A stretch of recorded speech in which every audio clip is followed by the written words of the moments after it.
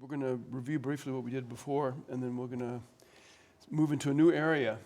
I'd like to motivate a little bit with some problems that we encounter in economics, just make you aware this is important stuff. It's not just like, you know, gobbledygook. It's got real applications. We have to know when the applications are useful and when we should be careful and maybe question some of our assumptions. So that's my objective today. So there's a problem set 1 that'll come online probably this afternoon, and we'll do those problems next week and the week after. Today we'll sort of deal with these problems that I pulled out of 2015 that we already started with, just solving a couple of eigenvalue problems and solving for the stationary distribution and the ergodicity.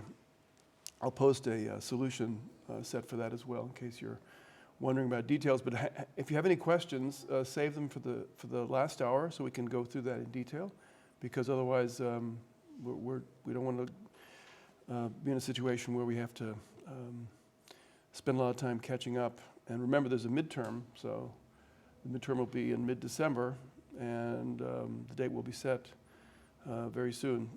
And then you won't have to see me anymore unless you want to write your thesis with me or want some advice. Okay. And remember, this is a highly correlated object with the final, with my midterm anyway. Okay. I'm going to try to convince you that some of this stuff is useful, but first let's review what we did before, and then we'll do those applications, and then I'll move to the continuous state framework, which means that no longer do we have n integer number states. We have actually an infinite number of states, and that kind of looks like macro. The inflation rate is continuously measured at any point in time. So we'll still have discrete time intervals, so the inflation rate is measured every month, or the price index is measured every month, but it's measured continuously. It comes from the set of real numbers, positive or negative, okay?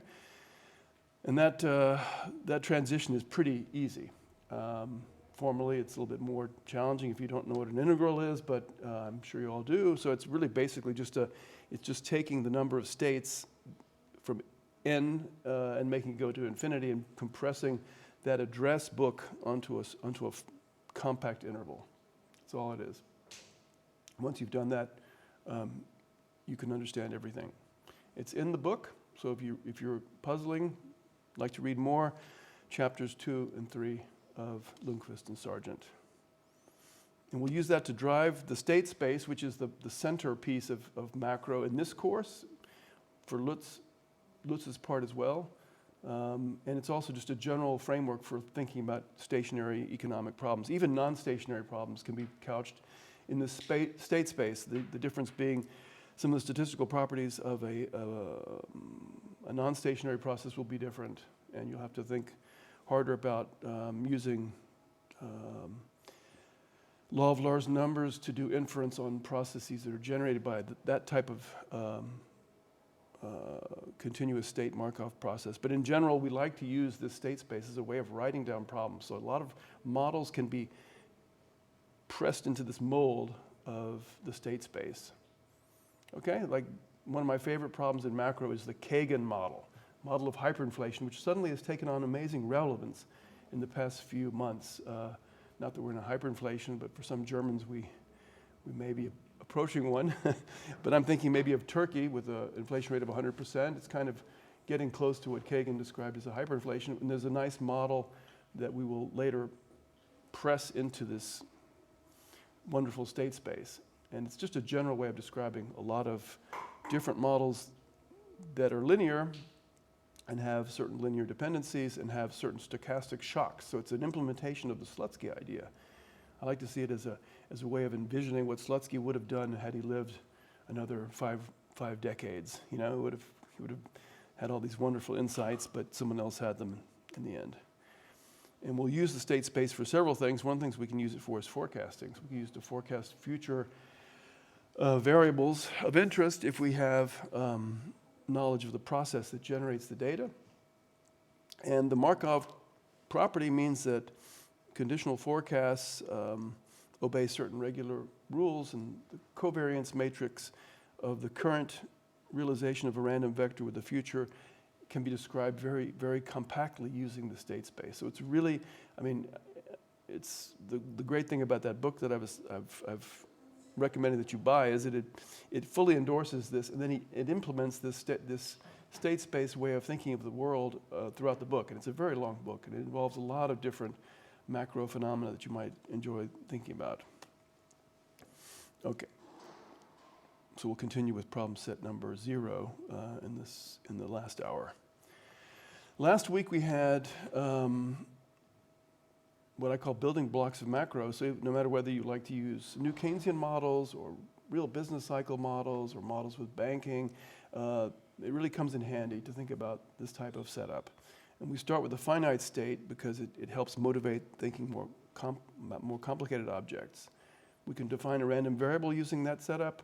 We can use mathematics and expectations operators to think about conditional expectations, unconditional expectations, and we can forecast.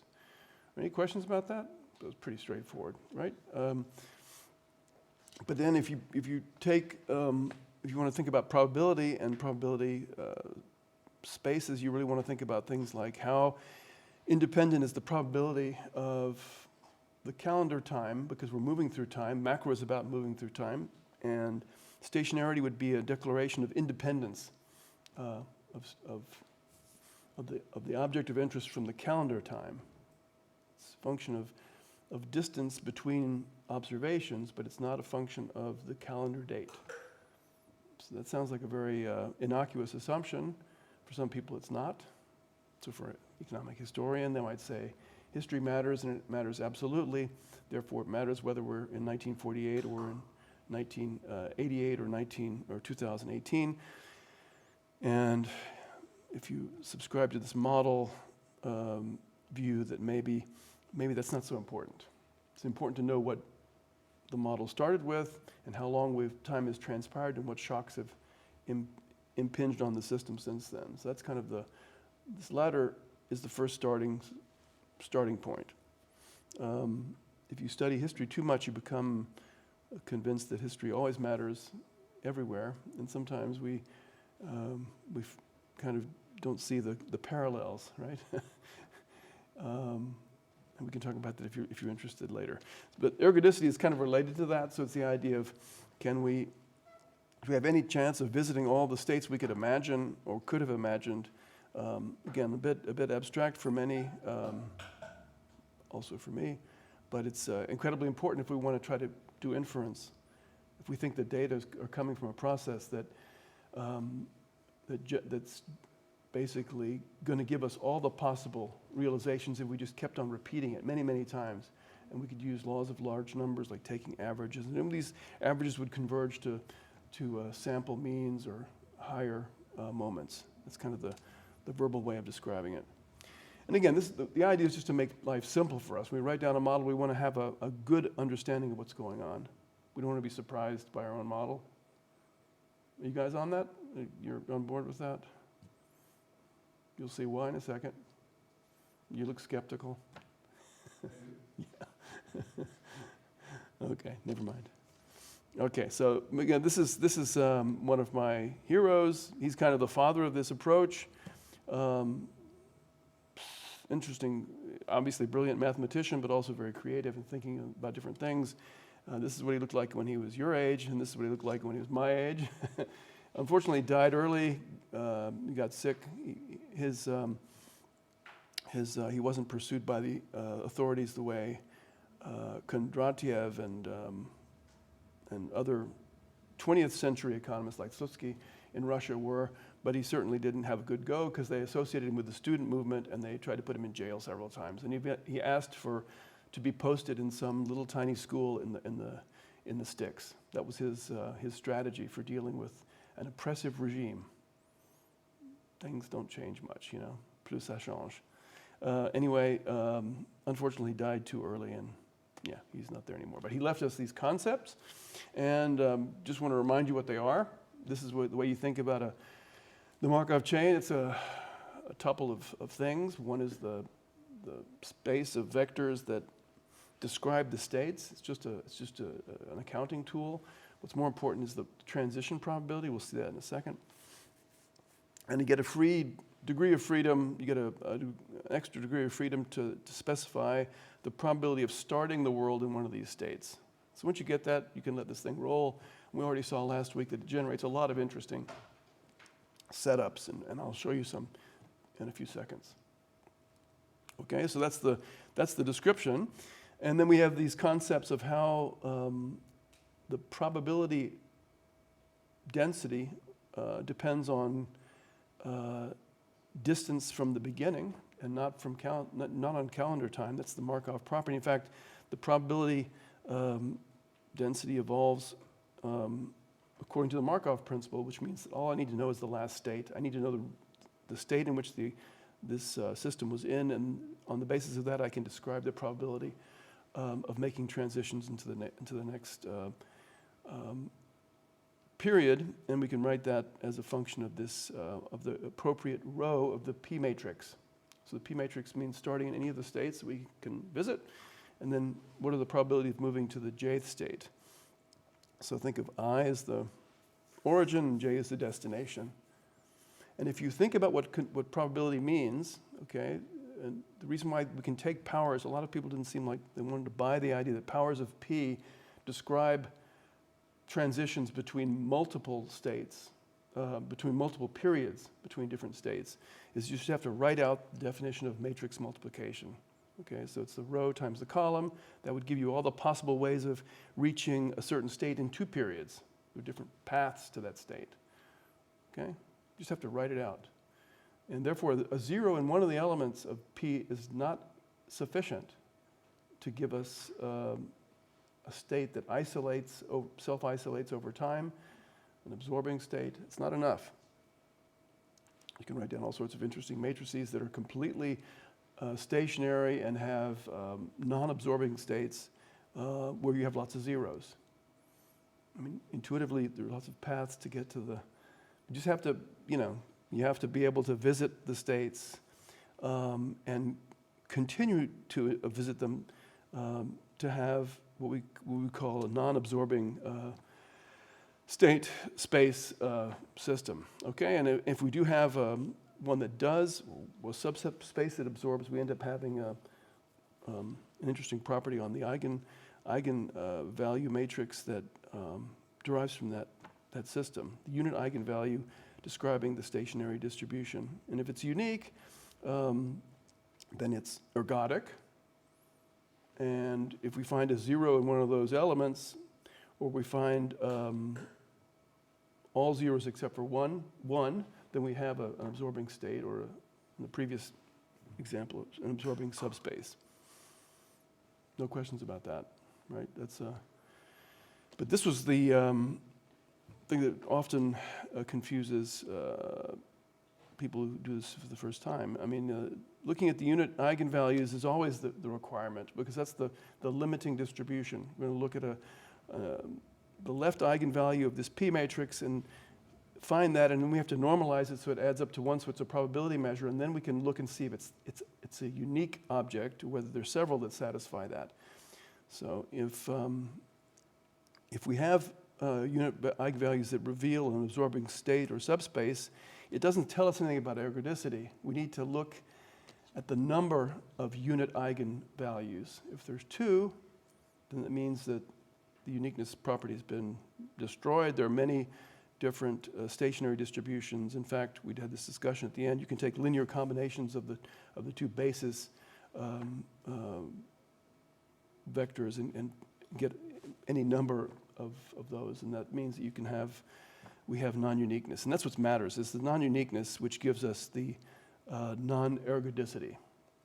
But in the simplest case I tried to give you was this case where you have 3 states, and in one state you enter with a positive probability from the very beginning of time, and you stay there forever, and then the rest is you're transiting back and forth, and you never can leave that.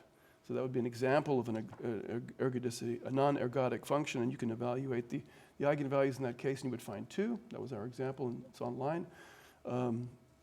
So the trick is, can I get around? Do I have to actually solve for the eigenvalues and eigenvectors? Well, you can also do the test that Lundqvist and Sargent look at, which is the invariant function. So what set of vectors post-multiplied with p lead to that vector again. Okay, and then if that object has elements that are constant across the states, then we call that an invariant function for which the value doesn't change across the states, and then we have ergodicity. So that's the test you want to use to be very sure about this. It costs less time. It's a hint for you. Okay, if you're under time pressure to solve this problem, then it's really, really advantageous to use the invariant function approach. Okay? Yeah. May I ask a question on this? Sure. One question about if I understood the difference between stationary and invariance, because I'm not sure how to differentiate those two. Okay, well, they're kind of saying the same thing. Invariance means independence of time. Okay? The invariant function that we defined and it's defined in the book is the right eigenvalue problem, and then you look at the individual members across the vector. And the constancy of the invariant function means that across the states, the random variable you can define using that C is constant. Okay? So it's a pretty clear difference. You can calculate lots of different invariant functions if you have a misbehaving P. Okay? And the question is, are the elements constant? Why can I do many? Because the eigenvector is not unique. I can scale it up as much as I want, and it's always going to satisfy the eigenvector equation. Okay? So the important thing is the constancy across the states. You have to read the definition, look at it very carefully. For all I and j, all the elements of the C vector are the same. Yes? If I understood correctly, the question is more about this difference between invariant functions and stationary distributions. So Yeah. So being the right-hand eigenvector problem, the one a stationary, left-hand. yes, exactly. And the stationary distribution would be the pi vector that solves that left eigenvalue problem that is normalized suitably. Okay? Those do not have to be constant, and they won't be generally. Okay. So again, I'll just make sure everyone's on the page. If you have questions, ask me in the section. We'll do it again. We'll have another example. But it's important. You'll see why in a second. It's very important for many reasons. You might ask, why are we insisting on this? Why does Sargent and Lundquist doing this in their book so much? Well, it's apparently we want to make a connection to the data. I said that already. So we want to use the law of large numbers from some data I give you, or you give me, and use an estimation to infer. And that's what Markov's contribution was. Markov was a big guy in the law of large numbers world. He kind of realized that importance of visiting all the states means that I get information on these different states. Otherwise, I don't know. If I never visit a certain state, how do I even know that it exists? How can I make any inference on transition probabilities? So it's kind of intuitive, right? So that's why Markov was really into this, and also into writing down a compact system of describing statistical transitions. So we care about being able to apply laws of large numbers. Okay? But again, you might say, well, maybe we're looking under a lamppost because there's light, but maybe the key is somewhere else. And I admit that's true. Okay? That has to be true. But we can still be aware of our weaknesses if we focus on stationary environments, and then we can start to make a transition to something that's maybe more exciting, but I'm not really sure I know where to go in that case. I mean, there are some interesting cases of non-ergodic processes that you can dream up. I think one might be something related to a cumulative additive process with no chance of going back. So think of a random walk in a discrete space, discrete time world.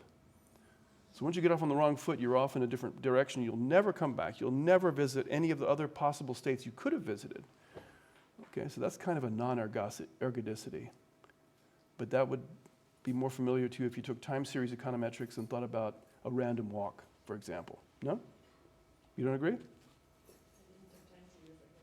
Yeah, it's okay. It's just an appeal, because you will take it. I mean, I know you will take it. And random walks and unit root processes are very interesting to us.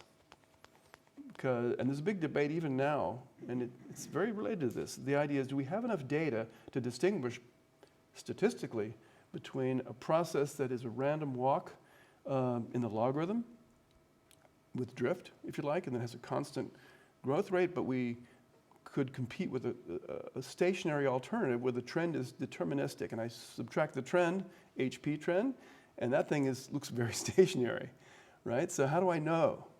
Well, the answer is if I had lots and lots of data, if I had infinite data, I could certainly say something, but no one has infinite data. So we're kind of at a lot, and you have schools of thought like Helmut Lütkepohl, kind of more in the random walk camp or the unit root camp, because you can just take a first difference of those series and you make it stationary, and then you can do all sorts of econometric theory with it. Or you might say, no, like people like Prescott would say, I prefer to work with my model, so I'm just going to believe, like religion, that the trend is HP or linear quadratic or something like that, and I'll just subtract that, and then I'm going to work with those data. So it becomes a little bit like a religion at some point.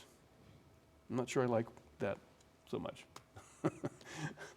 Okay, we defined a random number as simply a list of possible outcomes related to the states. So you pre-multiply this list transposed with the state. So it's a unit vector, and the unit vector is generated by our tuple of objects, right? Gives us all the information we want. Okay, so you can just think of this as a selector. The x is a selector vector that just picks off the relevant number. So, you know, if y bar is 1, 3, 5, and you're in the third state of the world, you're going to be observing 5. If you're in the second state of the world, you're going to observe 3. If you're in the first state of the world, you're observing 1.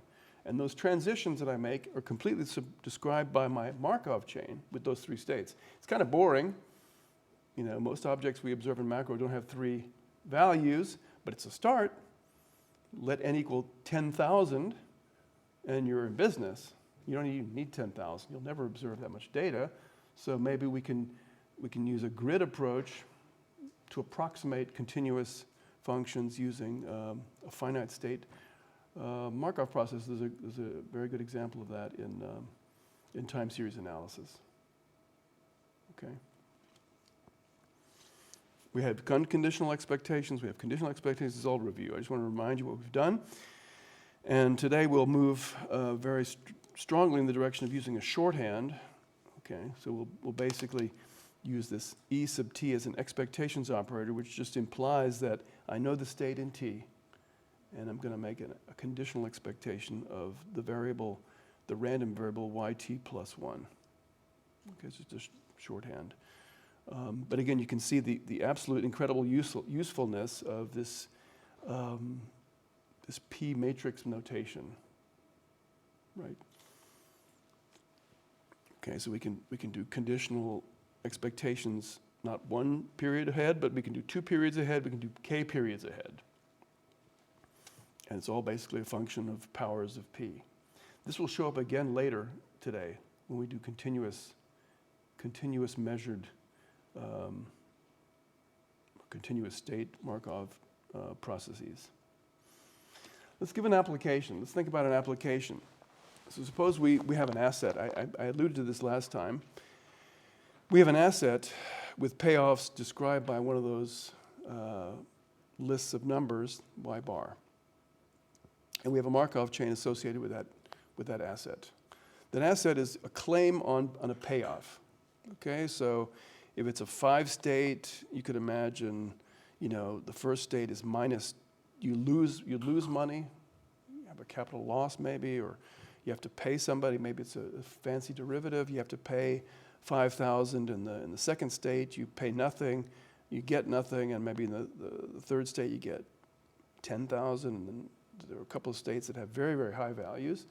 And then you could ask, well, what's this thing worth to me if I want to price it using asset pricing, right? And suppose I have a discount rate that's called R, make it constant for the case that we're dealing with. And you can derive a discount factor just by taking 1 divided by 1 plus R. So those would be the weights you would apply to future payoffs. Everybody understands that, right? So how would you go about setting that up using our wonderful world of Markov chains? So making it general, it's an end-state Markov process. What would you guys do? It's an infinite claim. So it's like owning us, and it could even be a stock in a company that could go bankrupt, and that would be like an absorbing state, right? Again, use your abstraction tool to think about that. Maybe one of the transitions is the Death Star transition. You disappear. So it would be, eventually all companies evaporate at some point. They get absorbed or they go bust, like Kaufhof Karstadt. When I first came here, it was called Karstadt. Okay, so again, think of a company that pays, and if you want to think about that, if you want to let the company go down, then it pays nothing for the rest of that. Obviously, it doesn't leave that state. It's an absorbing state. How would you do that? How do you price an asset? If you're risk neutral, you don't care about risk. To make it easy.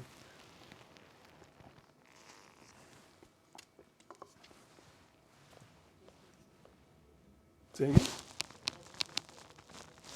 It's going to be an expected value of things that we don't know today. That's right. So we'll need the mechanism. But what are we going to do? What are we going to do? What are we pricing? Just use words to describe the pricing of an asset that pays a stream into the future, infinite stream, even though sometimes you have the terminal condition. How would you guys do that? This is like a knee-jerk reaction for economists. I mean, you can be a finance guy, you can be especially a finance guy, but you can be a microeconomist, game theorist. Even game theorists use this concept when they're pricing the value of entering a game or maybe choosing between auction strategies. Yeah. Discounting the expected stream of income with your discount factor. Right. So it's going to be a sum. It's going to be a sum of expected payoffs in every period, discounted appropriately. So I mean that's like the macro knee jerk is that we're going to take the discount factor and we're going to take powers of it, and the power is the period that we have to wait until we get the payoff. Starting from 0 would be t. T goes from 0 to infinity. I get maybe a payoff immediately, and maybe I even know what it is, or I don't. We have to be specific. And then you've got these other payments in the future, so it's going to be an infinite sum. It's going to be an infinite sum, and we're going to use this beta. And beta is a constant in this problem, but it could be random. Then it's harder, because this is an example to teach you how important this is, but not necessarily to say this is the right way to do it. I mean, it's the first step, because beta might also be random. We know that interest rates are kind of rising now. That kind of changes the entire framework. Anyone who used the old-fashioned, this formula might have made a mistake because interest rates have risen, or maybe they put a too high an interest rate in and interest rates are lower. But that's the answer. Okay, so it's a present discounted value. It's expected because we don't know what the payoffs are, and we're going from 0 to infinity. And you can see that when t is equal to 0, we get the present value is the value, and then everything higher than that is a downweight, a geometric downweight of those future payments. But it's linear. So the cool thing about this is it's linear. And when you have linear objects, you can use linear operators on them, and expectations is a linear operator. So the expectation of this infinite sum is the sum of the expectations. Okay? And because beta is a constant, I can factor it out. These are things that we talked about last week, the linearity of the expectations operator, also the differentiation operator, so you can take a derivative of this with respect to y if you wanted to. And it turns out that the infinite sum of the derivative of an infinite sum with respect to some parameter is equal to the sum of an infinite sum of the derivatives. Okay, it's a linearity property. So I'm going to plug in the value of the expectation, the conditional expectation. Here, we're actually taking an unconditional expectation, so it's even more interesting for you guys. So I just literally plug in the expected value by applying this linear operator property of the expectations operator, and then I get this. See what I've done? I've eliminated the expectations operator because I've actually got it. But look carefully at, you see this infinite sum of a bunch of objects, powers of those objects, and then you have a constant vector because the random variable is defined by y bar, and y bar doesn't change as we move through time by construction. All the variability of the random variable is summarized in p and the time. Okay, so that's the first step, but we're still not done. What would you do as a creative economist / mathematician? I want to simplify this thing. What do I got going here? Again, we got matrices. So P is a matrix, right? It looks a bit hairy, but it's quite manageable. What would you guys do?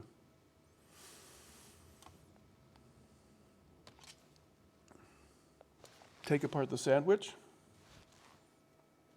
Every term inside that sum is pre-multiplied by the same vector, which is the initial probability, and the y bar vector is also kind of a similar object. So it's like, think of a sandwich, infinite number of sandwiches. I'm taking the bread out of all the sandwiches. So I've got growing contents of the sandwich, but what's inside doesn't interest me right now. What interests me is the bread. So I've got the bread on every sandwich, and I'm factoring it out. Okay? What else have I done? Well, I've recognized that beta is a scalar and P is a matrix. So I can literally pre-multiply that power of the P matrix by beta. Nothing changes. Okay? You're all on board? So now it gets a little bit tricky. We have something that looks like an infinite sum. It is an infinite sum. It's an infinite geometric sum defined on a matrix. So you probably remember from your high school algebra that when you have something like that with a scalar, it's 1 over 1 minus the scalar. So if it were beta, if P were the identity matrix with dimension 1, we could just eliminate P, substitute 1 for it, and we'd get 1 over 1 minus beta. It turns out you can do this with a matrix as well. It's called the Newman inversion formula. It works for a matrix. Fun fact. Okay? The important thing is that beta has to be less than 1. I think P has to be invertible. And that's the answer. Okay, so that's really a fun fact, because we can actually invert that guy. We can multiply it out and invert it. And we can solve for this not just numerically, but analytically, if we have all the pieces. But certainly numerically, we could plug it into MATLAB and ask MATLAB to compute the value of this object. Okay, it's a problem in Sargent. If you look in Lucas, that's why I tell you to buy the book. If you look in Lucas Sargent, this is embedded in the text somewhere. So it's not like my brilliance. It's basically just a well-known problem. Okay, but it's a kind of well-known fact. Okay, so you can literally, if you have a two-state Markov process with a well-defined P, you can go to town with this. You can actually solve it analytically or numerically. If you want to give it to the computer and let the computer solve it, just has to be able to invert a matrix. And you have to know what the states are. And if we even know the state at t equals 0, we can compute a conditional expectation, okay? Because this is an unconditional expectation. This is like saying I reach into the process and I grab one realization starting at any arbitrary initial condition given by pi 0. What is the value of that stock? But if I knew that I was in the good state at the beginning, what's the value of the stock? That's the conditional expectation. And that would be the ith element. Okay? So this is a really you can do this to solve a number of interesting problems in micro. The value of a certain strategy in an oligopolistic game, or the valuation of an asset. There you go. Okay, so any questions about that? It's a nice application. try to convince you that this is useful. But again, you have to be able to condense the world into a finite number of states, which may make some of you unhappy. But we can fix that. We will fix that shortly. But I'll give you one of my favorite applications, which I alluded to last week, which was what the Germans called Kündigungsschutz, job protection. A lot of people value this very highly. And again, I have no comment on the desirability except for the economic consequences. That's what interests me.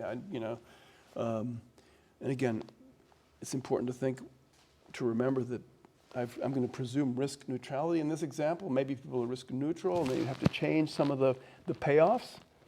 The payoffs are in utility, and then you have a convex combination of utilities that defined on a function that's concave. That means I might really want to reduce the variance of my income. So it might change a little bit the message, but the method is the same.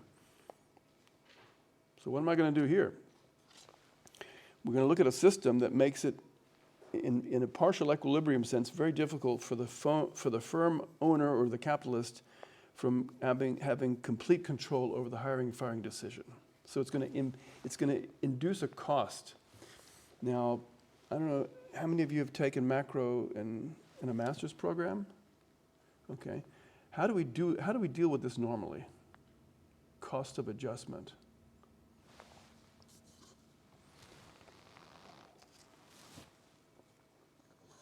What's the traditional way?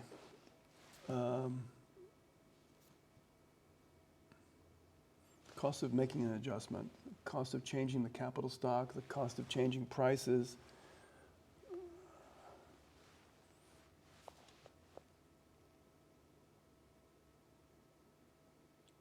What's the normal shape of a cost of adjustment function?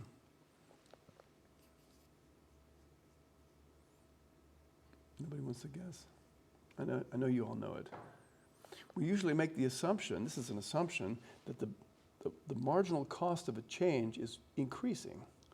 So it's convex. Big steps are really painful. It's better to take small steps, Trippelschritte, because you sort of smooth out the impact of a big decision. So if you want to downsize your company by 20%, you want to stretch that over many, many, many periods. That is not what we observe in the data. We observe companies doing very radical changes that would speak actually speak to a linear adjustment cost. Okay, we know there are adjustment costs. You usually have to pay a severance bonus, or you have to give the workers some notice, or you have to keep on paying them for a while. There are all sorts of costs involved with downsizing or even increasing the size of your firm. If you hire 10 more employees, you have to train them, and they're going to cause disturbance for the other guys, right? This is a classic problem. We talk about firing tax if you're downsizing. We talk about hiring costs or training costs if you're going up. So linear costs are difficult. First off, when you have linear costs that are only positive if you change, then you have a kink. You have a kink at zero. As soon as you do anything, you're going to have to pay some extra costs. So that makes it tricky to use calculus. You can't use calculus like you could in undergraduate years. So the Markov framework gives us a chance at least to get some insight into how this works. So I'm going to take this really easy example. There are two states, high and low. Low is a recession, high is a boom, okay? And we're going to have a Markov transition matrix, P, that describes going from recession to boom, recession to recession, from boom to boom, boom to recession. So there's four probabilities of interest. So you can see it's it's manageable, at least in my head, I can imagine. You can think of PHL as the probability of entering a recession, and PHH would be the probability of staying in a boom. PLH would be the probability of recovery. And again, you can make this state space really, really fine. You could have lots of different transitions. You could be moving into the acceleration stage or the pre-crisis stage. You can design all sorts. This is really a simple example. The example I'm going to take, the firm is producing output with labor. There's no capital. Make it really easy. And I'm going to try to make the claim that it's sufficient info information to use the Markov setup. Okay, so we have to specify these costs, and this is what makes it interesting. It's linear in the change, but if you don't change, it doesn't cost anything. Right? So I'm trying to inspire you just for the economic example. You can apply this to lots of different things. But the key thing is that H is not equal to F. So the Markov actually gives me the freedom to choose different hiring and firing costs. In fact, usually we think the hiring costs are less than the firing costs, because in Germany at least.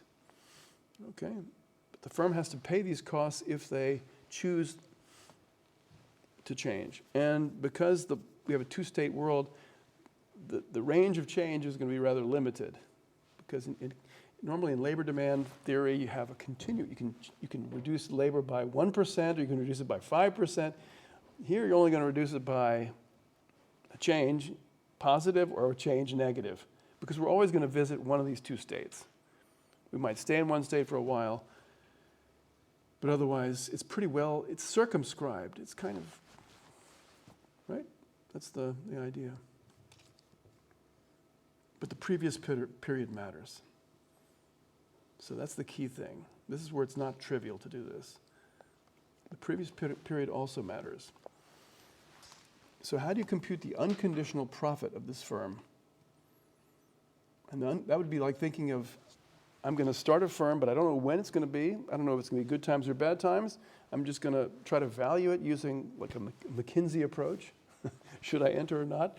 And when I enter, there's a probability of me being in the good state or the bad state, and then I start rolling. I get my feet on the ground, and I start producing.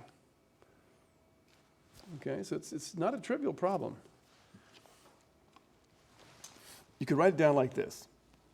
Okay, it's a present discounted value using beta, or 1 over 1 plus r, as the discount factor, and you're going to weight the future less, especially if you're far away into the future. And profits are simply your output. Price is equal to 1. We'll make it easy. Subtract your labor costs if you're paying workers in that period, and then you got to change. And if you change going up, you have to pay H, and if you go down, you have to pay F. This turns out to be extremely amenable to a Markov setup. It's not amenable to calculus taking derivatives, setting them equal to 0. I mean, you have to do that at each state, but you don't have, again, it's extremely complicated. You can use numerical methods, but then you don't have much intuition to what's going on. And I'd like some intuition. Okay, so we can use the method that we've already looked at, but the relevant state space is not just good times, bad times. It's actually good times given that last time was good times, and bad times given that last period was bad times, and vice versa, or recto verso. Okay, so I have 4 states, and remember, you're being parachuted in, so we have to make an arbitrary assumption that you're writing down a policy rule. So when you're in the state you're in, you take a decision and you live by your decision. So that's the maximization problem. You're choosing this set of strategies. It's a set of 4 different employment levels. Okay, so we can actually set it up. There's the P matrix, and there's the profit. And I've taken the white out to kill the stuff that's not relevant for you. I just wanted to make it palatable for you guys. So we have 2 different levels of labor, and we have these changes. So really the firm is going to restrict itself to choosing a high employment and a low employment policy. Okay, and then you have to figure out what that is. So you have to basically solve for the first derivative of labor, of profit with respect to labor in each state, and the state is extended to 4 states, and then plug those values into the problem. Okay, so that's basically a summary of the problem. First order conditions look like this. There are 4 different states. In each state, we have a first order condition for high and low, and then we can, again, this is where it gets really hard, to evaluate this complicated looking matrix that we had before, this I minus the discount factor times the elements of P. inverted. So this is what I got. Nasty, but doable. And if you let R go to 1, in other words, if people are really, really patient, firms are very, very patient, let it approach 1, or let the discount rate approach 0, then you can simplify this further. You can see if you look at, if R goes to, if 1 over 1 plus R goes to 1, then R goes to 0. So a lot of these expressions will simplify. Okay, now if you're interested, you can ask me for a copy of the paper. But it's a very simple weighted average of the two firing and hiring costs, which is kind of intuitive, but they're both in there, right? They both matter. So it's a huge wedge in the firm's hiring and firing decision, and it explains why a lot of firms maybe in Germany are somewhat sluggish when it comes to hiring and firing, which kind of makes sense. It's kind of a smoothing of these costs across the different states. Okay, let's just inspire you maybe to think about this. Here's another example. I talked about people in the labor force moving from one state to the other, or people of working age moving from one state to another. And I think I use exactly this example. So think of E as the first state, U as the second state, and N as the third state. N is not in the labor force. So basically, if you're alive and of working age, you have to be in one of these states. And I'm not going to consider retirement. We'll just consider it as it's just being out of the labor force. So you might be out of the labor force because of schooling. You might be out of the labor force because of retirement. You might be out of the labor force because you haven't entered the labor force, or you haven't finished schooling. So here's the realization. This is the data. And suppose we have this Markov chain driving this thing. And this is the way I always try to inspire myself to, when I teach this, is to think about this. This is a labor economics example. We don't observe anything else. We don't observe wages. We don't observe employers, but we observe the transitions. Okay? So what can I do with that? What can I do with these data? This is, if you go get the IAB data from Nuremberg, this is exactly what they produce. Okay, so you have lots of observations on person's labor market state. In fact, it's continuously measured. So the so-called reports they get report whether you've changed your status, whether you've left the labor force, whether you're working, paying unemployment contributions, unemployment insurance contributions or not. So what's the likelihood of observing this data with a Markov chain like that? How would you do that? What is the likelihood? What is the likelihood function?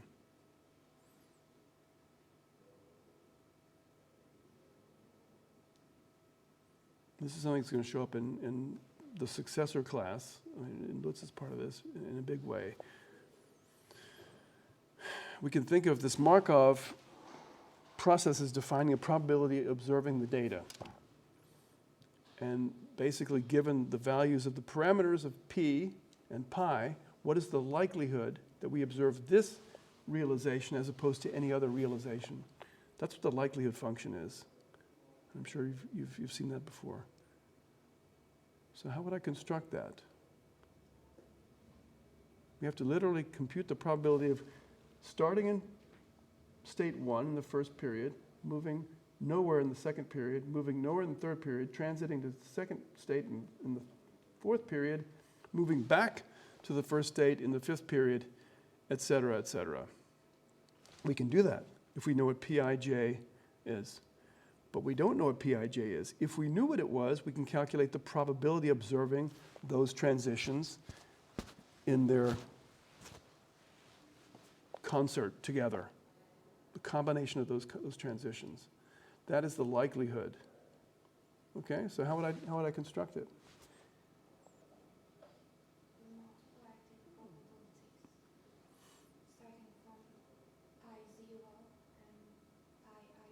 Right, exactly. So I've got literally P, the P of moving from 0 to 1, and I'm going to call that P01. And then if I stay in period 1, it's going to be P11, and then I've got P11 again, and I multiply those together. So that can be compressed into a mathematical expression. It's pretty easy to look at. So there's the expression that Berfien just mentioned. It's the product of all the transitions, relevant probabilities, and I can compact that into two grand products. It's only a function of the probabilities of these transitions and the initial probability. But it's conditional on the data. That's the likelihood function corresponding to that realization. And I could look at you, maybe you have a different history, and you have a different likelihood. And I could ask the question, what is the most likely set of parameters that would generate your data, or generate our data collectively?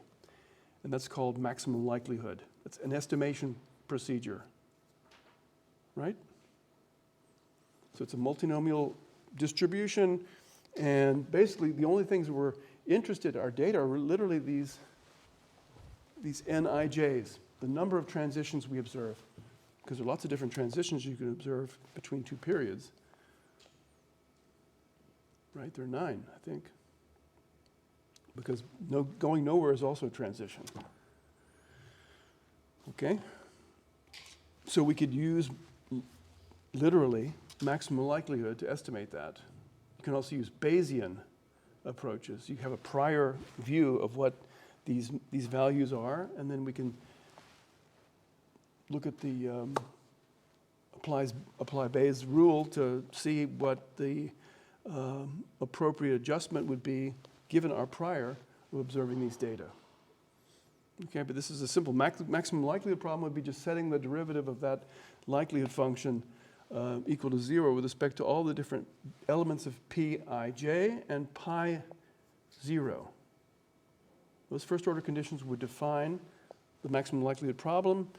You could solve for the maximum likelihood values of those, and you'd have an estimate. You can even compute standard errors around it. But the data are simply the transitions. Okay, so those of you who are interested in labor, this is kind of useful. This is what a lot of people do when they look at search models, probability of transiting from one state to the other. Okay, so we're done with that. We're done with finite state Markov processes. Are there any questions about that? I'm trying to inspire you, but I have a feeling that I haven't reached it yet. Maybe it's too early in the morning.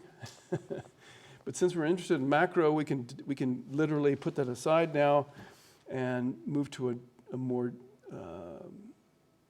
flexible and more powerful tool, because we can think of the state as being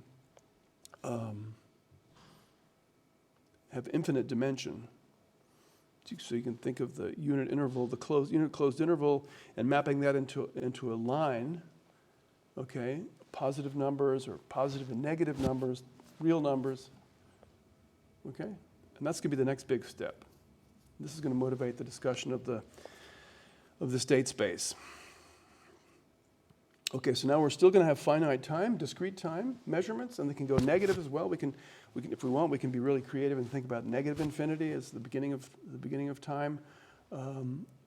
Generally, when we start getting concrete, we'll probably take an initial condition. But in principle, you could do this. It's a true unconditional expectation will be defined on all possible time periods, including minus infinity. But we'll just keep that in terms of the generality. So the state space is where it gets interesting. Instead of using the vector space, 3 unit vectors or 2 unit vectors or 50 unit vectors, we're now going to have a set.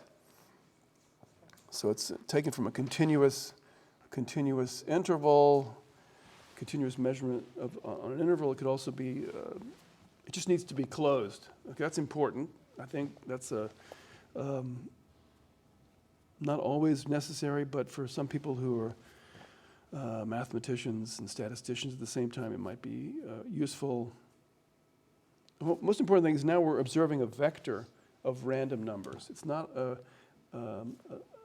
unit vector which tells you what state you're in. Now we're observing observing a vector through time, and each element of the vector is a random variable.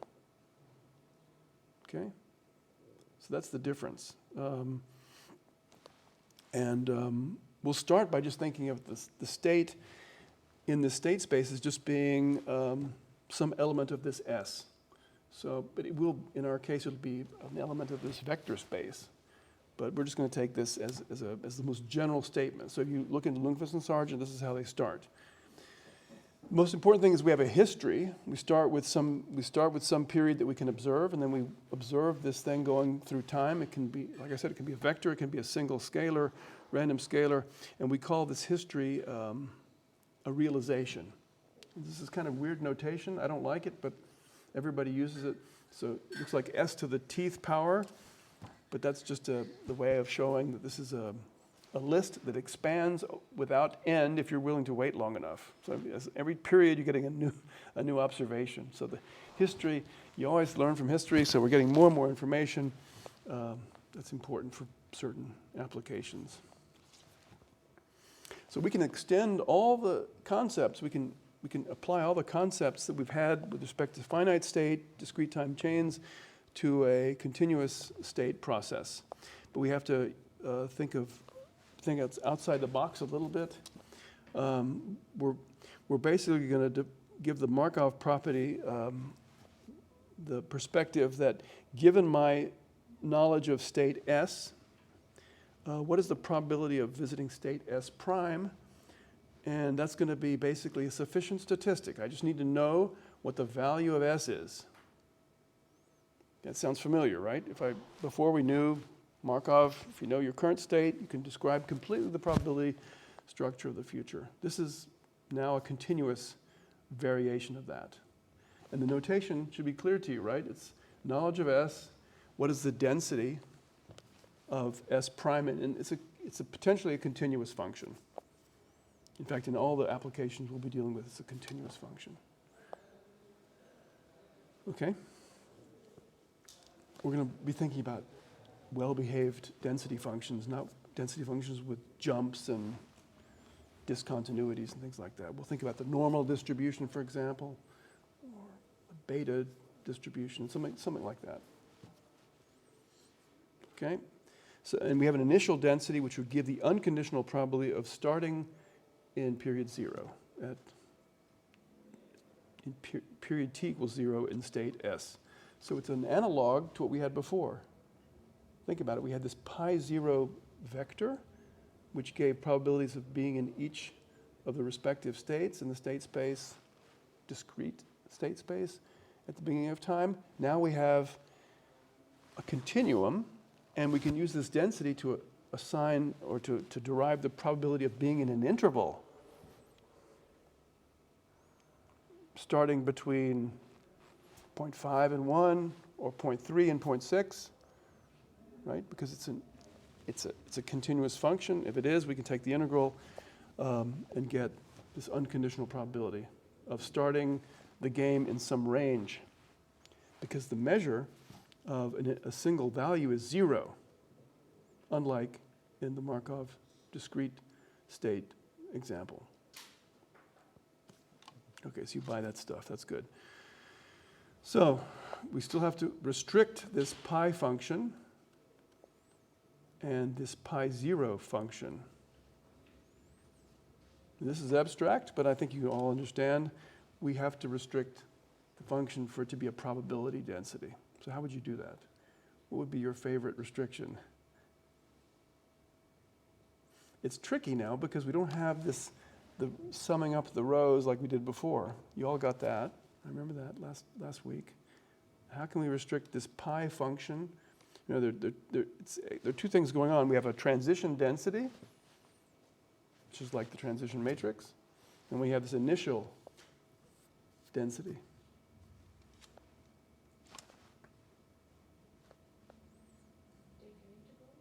We're going to take some integrals, right? And what's your favorite integral? The integral probability density function is equal to 1. Bingo.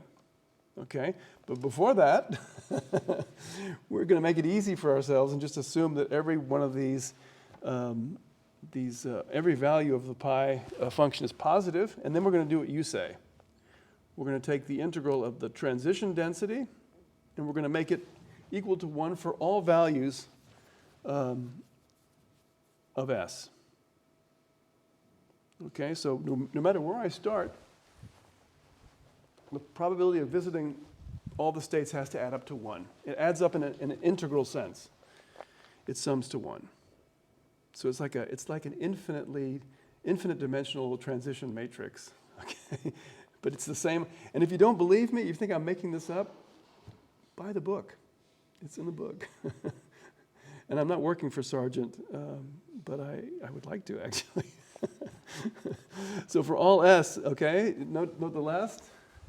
So no matter where I start, it's got to add up to 1. So that's a pretty big, that's not something I would like to verify in real time, but the theory has to work. No matter where I start, it has to be a valid density, okay?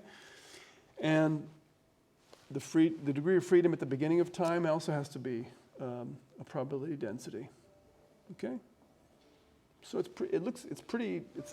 that's why I like this. It's an extension of what we did in the finite state example. It makes us understand, wow, this is where we want to go. It's much more general. Because in macro, we observe the unemployment rate. It's continuously measured. We observe GDP, continuously measured. We observe the price level or the inflation rate, continuously measured. Okay, so we can write a realization as simply a string of conditional probabilities starting in some period. So we can actually use this to compute a likelihood. So if you do Bayesian estimation in the time series world, if you take macro very seriously and work with Lutz or with Alexander Kublutsky, you will actually write down a likelihood for your model given the data that you observe from Germany or Uganda, and you can maximize it using some sort of technique, some numerical technique. Because really what matters are the underlying parameters, which are usually driven by economics, that give rise to this pi moving from one state to the next. Okay? So that's just a little hint that this is relevant. We can also define an unconditional distribution of the state, which means if I just land in this economy without any knowledge of anything, what's the probability of landing in state S? Okay, it's simply integrating over all possible initial previous conditions over the probability of being in the state times all the relevant transitions that could occur. Okay, so that's kind of the way of summarizing, and this is very general. So again, you have to know more. You have to know a lot more about the probability processes. But it's a convolution of a conditional density and an unconditional density over all the possible states. We can define stationarity. What do you think stationarity would be? We're moving through time. It's iterating on the previous density we want.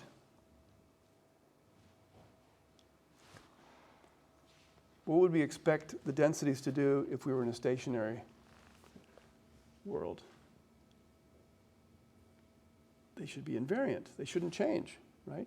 As you move through time, it's like putting it in the oven. You burnt it to death. When you pull it out of the oven, it's still burnt. You know, that's the way I think about stationary distributions.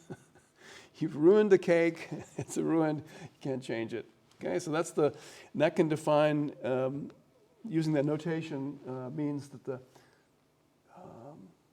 whatever stationary distribution we find, it has to satisfy that. It could be invariant from the get-go. It could also be invariant in a weak sense, weak stationarity. Over time, let it iterate a few times, and we get closer and closer in some limit sense. The densities converge to each other.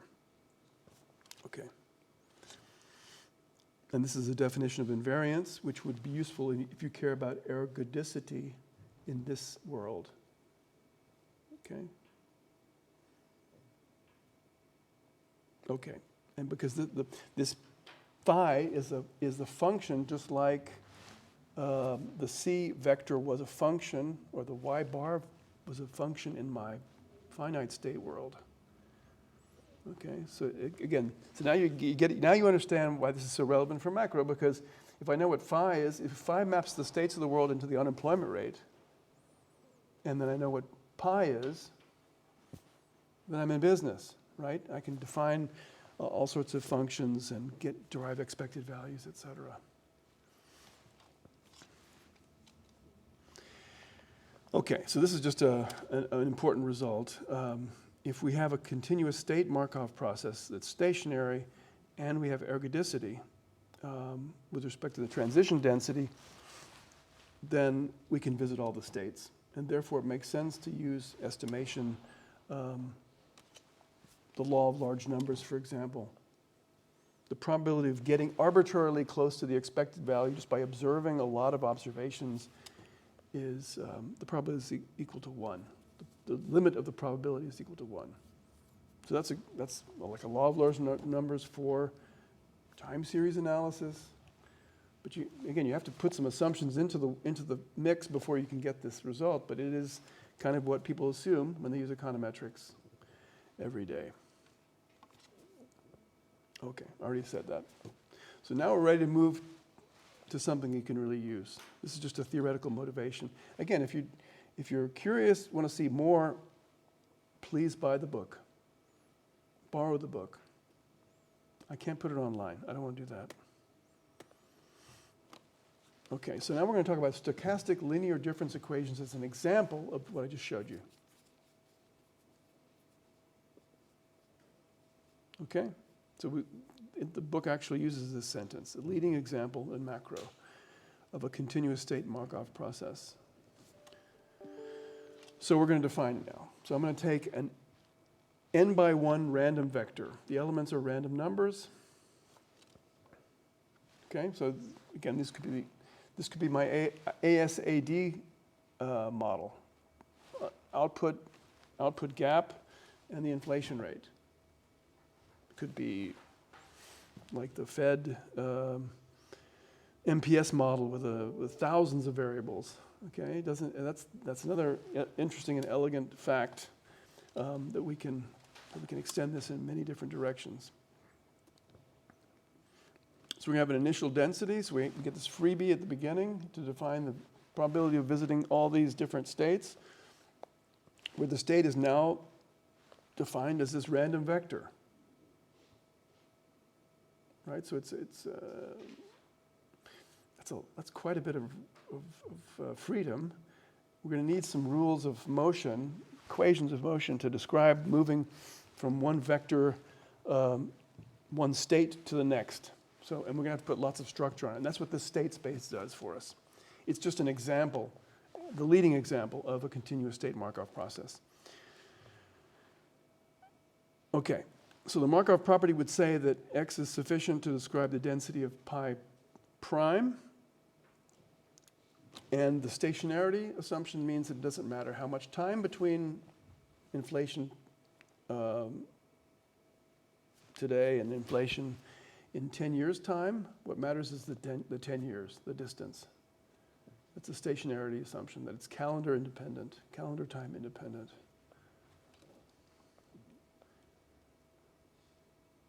Okay, so this is the specialization. We're going to have a mean at the beginning. So it's the expected value. We're going to have a covariance matrix of the initial conditions. Remember, it's a random vector. And we're free to choose the density for the initial condition, even though we might end up considering processes for which those are the same. But that's that freebie. And the covariance matrix is going to be sigma. Think of the covariance matrix as the outer product of this random vector and then taking expectations of that. Right? So you have all these different cross terms after you've subtracted the expected value. That's the covariance. So we have, these will come in handy later. Mean, covariance matrix, and the conditional mean. So this means that using the Markov property, if I know what xt is, I can define quite clearly the conditional mean in this set of linear Markov processes. It's going to be a pre-multiplication of xt, which is now a random vector, with some matrix of constants. So it makes it a linear process. Okay, so the expectation of xt plus 1 is equal to at times xt. That's going to be a property of a lot of macro models you'll be playing with, even if they are not linear. You can log linearize them and make that property hold. We'll see that in a few minutes. More importantly is we have a transition equation. We're moving through time, right? We started at period t equals 0, and now we're going to describe xt as we move through time. So this is the equation you want to pay attention to. This is the one you want to look at. Okay? This is the one you want to care about. This is called the transition equation. So it describes xt plus 1 as a linear function of xt plus some randomness. The Slutsky idea, the shocks. Okay? Now this looks like it's very specific. It looks like, man, you've restricted yourself to a first order process. Well, that's not exactly true. We're free to define the state vector in any way we like as long as it obeys this Markov property. So I'm going to show you that this is very general. I can put lags in the xt vector. And then I can capture all sorts of other processes. Okay? Dimensions are always important. This you might want to write down. xt is an n by 1, a0, and I'm using their notation. I don't like this notation, but I use it because I know a lot of you will go back to the book when you start panicking. And if you do, I want you to be comfortable with this. Okay? So a0 is the way they, and I think in the last edition they may have changed it. But chances are you'll have other editions. So just follow my notation. It took me like many years to get used to it. But A0 is this transition matrix, which is very important. It's n by n, and it pre-multiplies the current state. And that gives you the expected value, and what's left over is this randomness that has mean 0. Mean 0 and different properties of the variance. Okay, so we have a lot of flexibility. This omega vector, this random vector that's so important for us, the shocks, gets translated or transmitted into the values of the state vector tomorrow through this C matrix, which is also has a bit of degrees of freedom. Because if you look carefully at this, you see that the randomness is m by 1, and the state vector is n by 1. So there are lots of different ways to make that work. You can have m equals 1. You can have one shock hitting the system and transmitting to all the different variables, or you can have thousands of shocks. And so C could be a very, very long matrix in the sense of having very, very large number of columns. It still works. So it's very flexible. There's no restriction on the rank. There are no rank restrictions at all. We can choose any matrices we want, as long as they're conformable. Okay, so this is a really important slide. I think you really should spend some time thinking about it, go back to the book and check it, because this is going to be the basis of all of what we do for the next few weeks, and also everything. If you stay with macro, you're going to have to learn to live with the state space representation, as it's called. And there are lots of subtleties. We'll talk about many of them in this class. It's called the state space representation. It consists of two things. There's a transition equation, which I already wrote down. Okay, and you can take expectations of this, and you see that it's going to give exactly the linearity property that I promised you. Of course, you have to define some attributes of the omega vector, but we're going to do that right now. Okay, so there's the transition equation. We call x the state vector.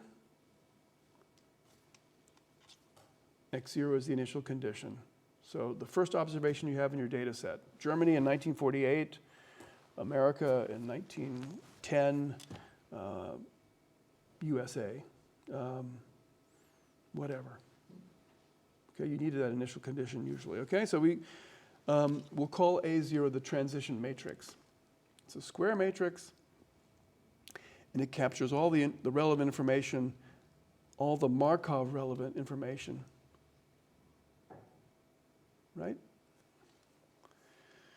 And I call C the transmission matrix, just to distinguish it, as it gives rise to the different paths of the impact of omega, and omega can have any number of rows. It can be a scalar, but it's going to be a random scalar. It could be a random vector of very high dimension.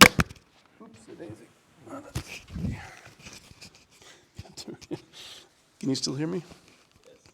Okay, good. Yeah, so we have a lot of freedom as long as it's conformable. So M has to be the number of random influences. M by 1 is the dimension of the omega vector, and C is an N by M matrix. We call omega the shocks, the fundamental shocks to the model. And we're free. The model gives us all sorts of information that we don't have in this setup. This setup is like a hull, or it's just a shell, and you put the model in there, and then it becomes alive. Okay, so we need to know more about these shocks, how they're distributed, do we know their variance, etc. Okay, now it gets even more complicated because we don't necessarily have to observe everything in X. And some would say we never really observe GDP. We never really observe inflation. We have an indicator or a measure, and the measure may be polluted. It may be polluted by measurement error. It might just be polluted by some other kind of error. It could be that we observe a linear combination of two elements of X. And because of that, we need to extend the model a little bit, the state space model, to have an observation equation. So the observation equation would translate the state vector into what we can observe. So YT could actually be XT, then the G matrix would be the identity matrix, but it can be lots of other things. Any sort of linear combination, difference, anything you like. And you can extend this observation equation to add additional randomness. Okay, we're not going to do it here, but you can. Suppose this Y got shocked by some, occasionally the guy in the statistics office didn't show up for work and just made something up, or maybe he asked and the respondent lied, or had a bad day, or was sick, so the guy just mashed some data together. All these things can happen. So some people would use that as a source of uncertainty when you estimate. You don't really know you're looking at GDP or inflation. You're estimating a noisy indicator. Okay, but here we'll have a deterministic observer equation for the time being. If you know what the Kalman filter is, that's an example of having stochastic observations on the state. Okay. So we're still not done yet because it's so flexible we can actually impose all sorts of conditions on the randomness, and that's what the interesting thing is, right? What is the randomness? What is it? What do you think? I know you probably hate macro now, but you're gonna love it later. What are the kind of shocks we would think of in macro that we could push in there?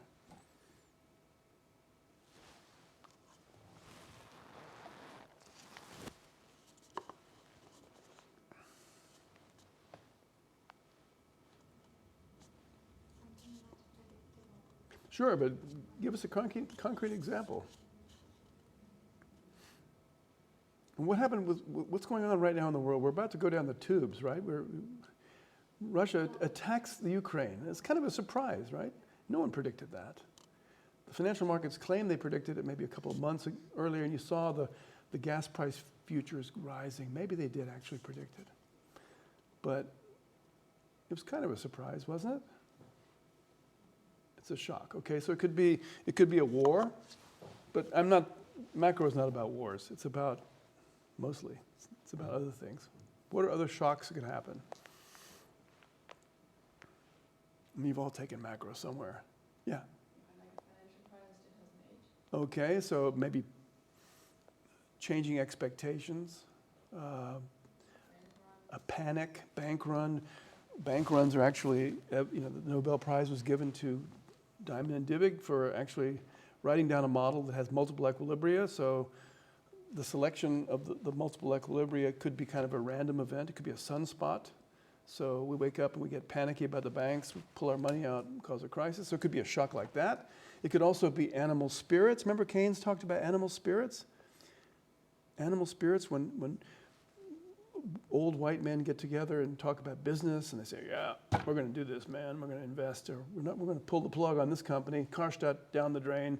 Okay, animal spirits might be motivated by this sort of hubris or negative hubris, whatever, pessimism that could be fluctuating in a way that we don't understand. It's basically based on emotions. Or the Fed might have raised interest rates more than people expected. That's kind of a shock. Even though people think the Fed is being reasonable most of the time, they have a Taylor rule. Maybe 75 basis points was a bit much. That's a shock. So any type of shocks, deviations from some expected value that hovers around zero is probably what we're going to be looking at. It could also be a consumer optimism, consumer pessimism. It could be the price of gas. Okay, so you get it. So there are 3 leading examples in the book, but there are many others you could think of. These are like minimal assumptions I would like to put on this randomness without stretching it. Okay, so one is that we're just dealing with white noise. White noise means identical and independently distributed over time. Normal white noise, Gaussian distribution. So N is the normal distribution, I is the identity matrix, the covariance matrix is the identity matrix, meaning that the cross correlations are equal to 0. The covariances of the terms of the shocks. So if you do have a surprise to the interest rate, it's not correlated with a surprise to the price of energy or something. That's one. That's a fairly basic. Number 2, A2 is an alternative to A1, which says I'm going to assume that the conditional expectation of omega, given all the information I've accumulated over time, is equal to 0. So we could call this a filtration of the information defined on this realization, and there's no forgetting. We don't forget anything. It's one example. Okay? So we start in some initial condition, and then we observe lots of shocks between now and then we can use that to forecast, and whatever's left over has expected value 0. And then we assume that the outer product of the omega vector has expectation conditional on that same information equal to the identity matrix. Anybody have an issue with that? Why would I assume the covariance is equal to the identity matrix?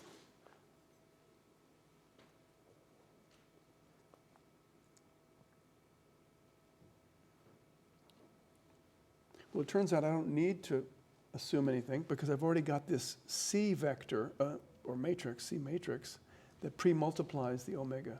So I can scale it up or scale it down any way I like. So it's a normalization. The normalization sets the identity matrix, the covariance matrix equal to the identity matrix, so I don't have duplicative terms or duplication in the model. Okay, so all the action given this unit variance shock gets translated through C. So if I want to make the shock really important, I make C big or make it small. The third assumption is simply a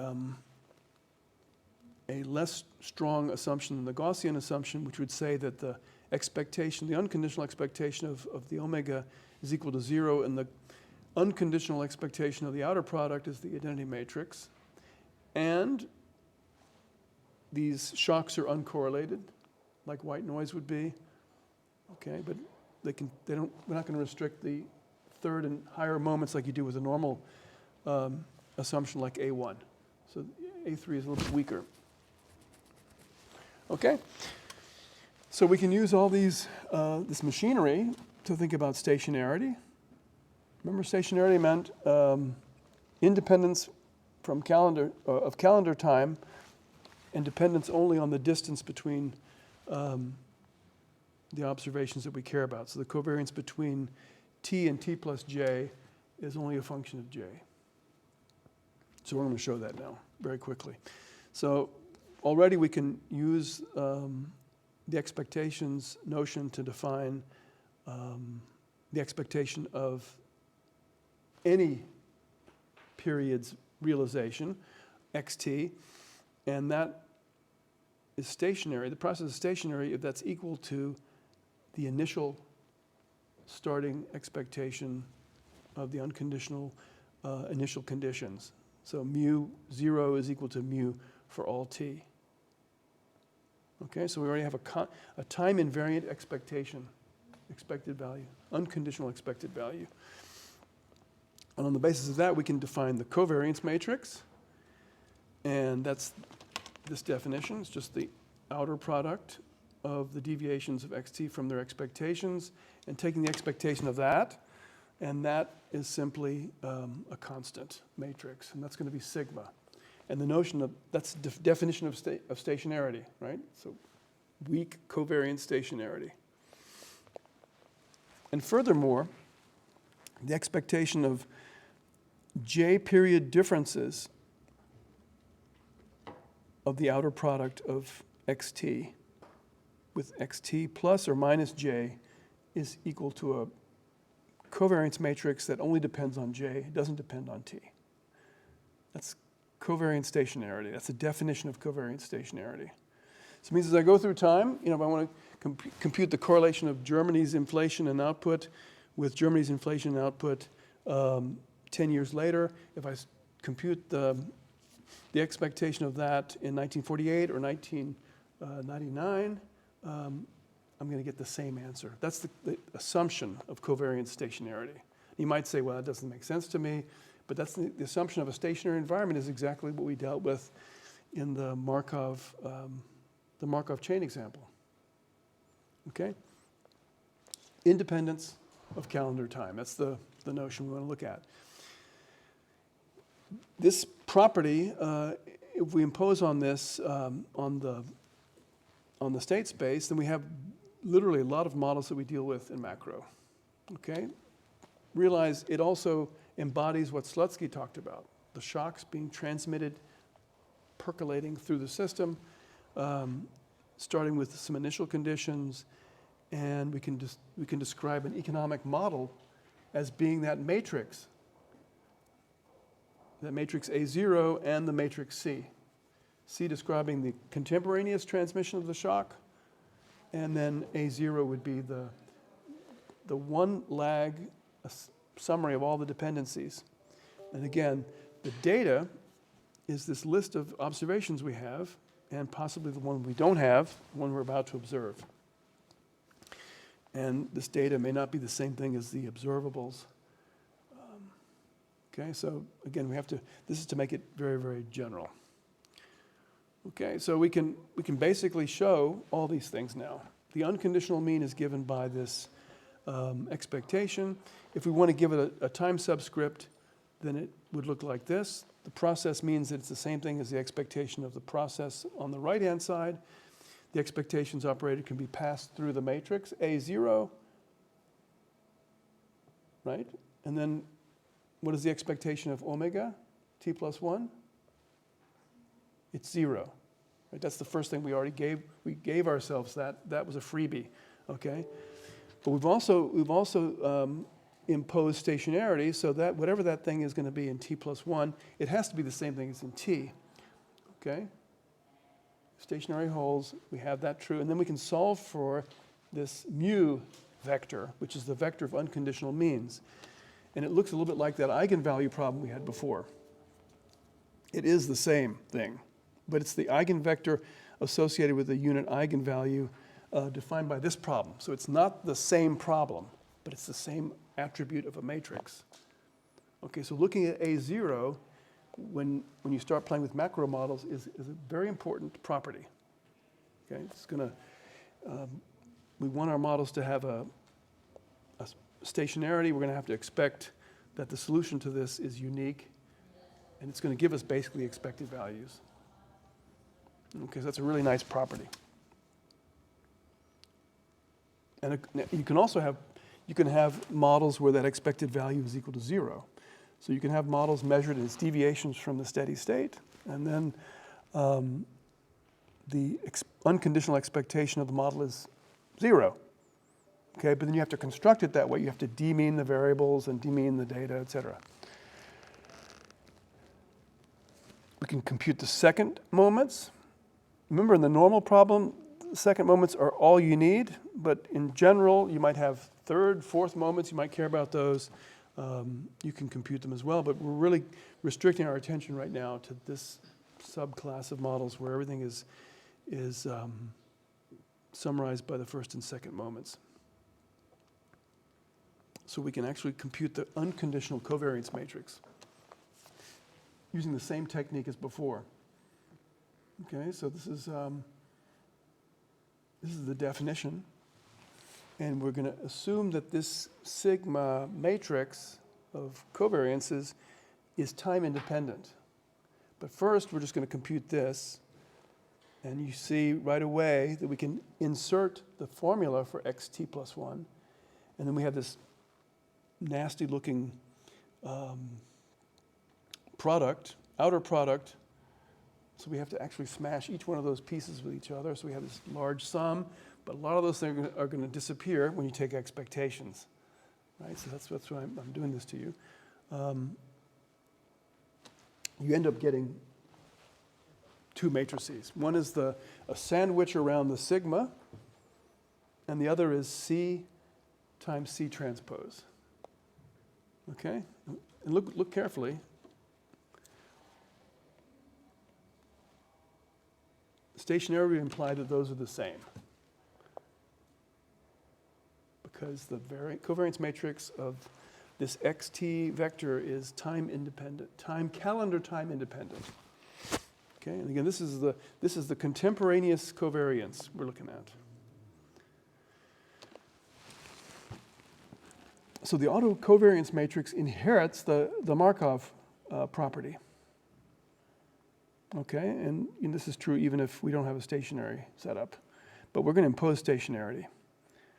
Now, how do you solve this? This is an amazing story. So, how do you solve this? This is a matrix. This is like a first order equation in a matrix. It's nasty looking. It doesn't have an analytic solution. You can use numerical methods. This is when you really want to use your computer. And there are all sorts of tricks you can do. You don't have to use MATLAB. If you don't want to, there's some if you buy the book, there's a reference to programs you can call from Sargent's webpage. He actually show you how to do it for free. But you can also do it yourself. I used Excel to solve it. But you have to continuously iterate. If you think about it, this is like an iterative equation. You start with a seed value for sigma t, and then calculate sigma t plus 1, because we know what A0 and C are. We just can completely keep iterating, and eventually this thing will damp down to a stable value. Okay, this is called a matrix Lyapunov equation. It comes up a lot in our course, not in my course, but in other courses. It just means solving that equation, that matrix equation. If you can solve it, you've got the answer. You've got the covariance matrix that you're looking for.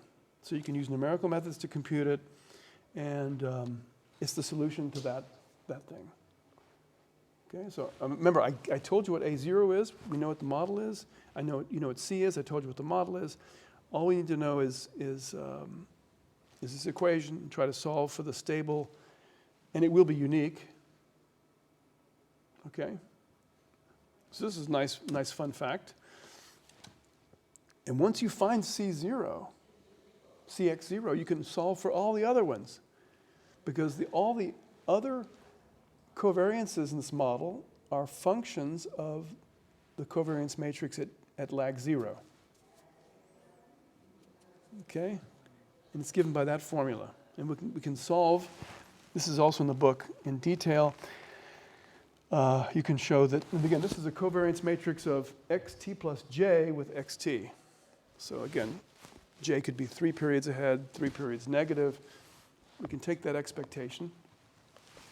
That covariance matrix, the autocovariance matrix it's called, is also time independent, calendar time independent. It is j dependent. It depends on how many periods between now and the other period of which we're observing xt. So, a little break. This is the father of the Lyapunov equation. I think this guy actually killed himself. He was a fairly brilliant guy who studied fluid mechanics. So all these guys are Russian. They're looking at the dynamics of fluids in whirling circumstances. So it's really complicated math. And he did this in the 19th century, and then life didn't go so well for him. Okay? But he's a famous guy, really famous. All these Russians are famous. So you can basically show, using what I just showed you before, if you multiply the t plus j value, post-multiply it by the transpose of xt, and then take the expectation of all those pieces, you're going to have this times this, and you can take expectations of that.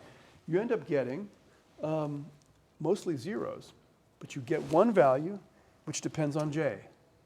So the autocovariance function is simply a function of j. It's a function of a0, and it's a function of cx.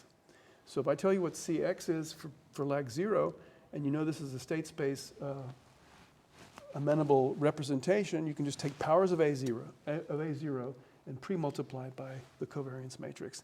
So you have a complete specification of all covariances from 0 to infinity embodied in this simple function. All you need to do is write down the state space. Now that, to me, was really inspiring. When I first saw, this is the first time I read this book 12 years ago. It's been around a while, probably longer than that.